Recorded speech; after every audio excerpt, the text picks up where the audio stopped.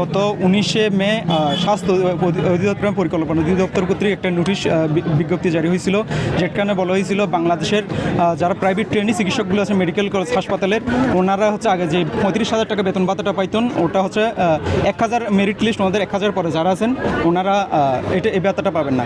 তো এখানে একটা চিকিৎসক, ওনার বয়স হইতেছে 35 বছর হচ্ছে, ওনার ফ্যামিলি আছে, সবাই আছে, তো এটা যাওয়ার পরে হচ্ছে বেতন পাবেন না, এটা হচ্ছে এটা ওনাদের দাবি।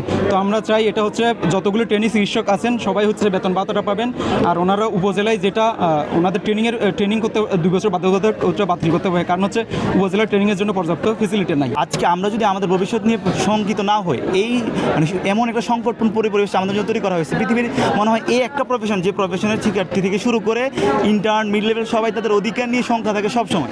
আমরা আমাদের সুরক্ষা আইন গত 15-20 বছর ধরে আমরা করতেছি, তার মানে বুঝতে পারতেছেন যে আমরা কত অসুরক্ষিত অবস্থায় ইমার্জেন্সি সেবাগুলো দিচ্ছি। আপনারা দেখবেন যে আমাদের দাবির দ্বিতীয় দাবি ছিল আমাদের বিসিএস ট্রেনিং যেন 2 বছরের ট্রেনিংটা যেন আমরা উপজেলায় আমরা করবো না, কারণ উপজেলায় এই ধরনের স্ট্রাকচারই নাই। কীভাবে একজন নিউ ট্রেনি সে কীভাবে সে ওই রকম একটা আনস্ট্রাকচার অবস্থায় সে মানুষকে সেবা দিবে, যেখানে এটা করা হচ্ছে কেন? রুগীর সেবা পাওয়ার জন্য, রুগীর জন্য প্রপার সেবা পায় সেই জন্যই তো। কিন্তু রুগী যখন প্রপার সেবা পাবে না, তারা এরা মানে ছুরিকাটা কার উপরে যাবে? আমাদের উপরে যাবে, পেশেন্টদের উপরে যাবে। 6 দফা যে দাবি আছে এটা মেনে না নেওয়া পর্যন্ত আমরা ইন্টার্নরা সবাই কর্মবিরতিতে থাকবো। আমরা সবাই দেখেছি বিসিপিএস থেকে যেই অধ্যাদেশগুলো জারি করা হয়েছে, এগুলো আসলে যে কোনো মানুষের পক্ষেই বোঝা সম্ভব যে এগুলো একদমই অযৌক্তিক কিছু দাবি।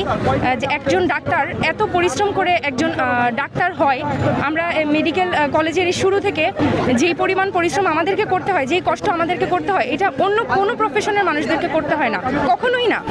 এবং আমরা যেই প্রফেশনটার মধ্যে আছি, আমরা যেই সেবাটুকু মানুষকে দিয়ে থাকি, ওই রকম সেবাও আসলে অন্য কোনো প্রফেশনের কেউই দেয় না। ডাক্তার ছাড়া তো আসলে চলে না, আর এই হসপিটাল তো চলে হচ্ছে মিড লেভেল আর ইন্টার ডাক্তার দিয়ে চলে, আর সিনিয়র ছাড়া তো আছেনই।